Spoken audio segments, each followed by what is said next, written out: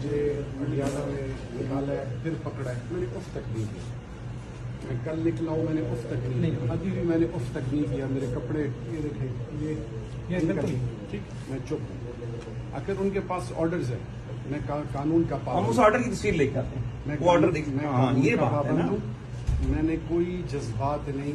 अगर हमने भी कानून को चैलेंज करना शुरू कर दिया, अगर हमने भी रियासत को चैलेंज करना शुरू कर दिया, चलिए ये बात ठीक है। हाँ उसने ये ऑर्डर बात लेके मेरी आते सुन हैं। लेना।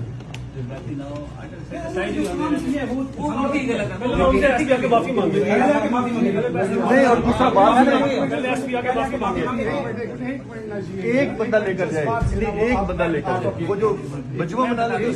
एक मिनट ऐसा है ना, ऐसा मेरी बात सुने, एक मिनट बात सर, मेरी पहले बात इन्हें पहले कुछ आप उनके रीडर हैं, आप उनके रीडर हैं। मैं कोर्ट के मैंने जज साहब से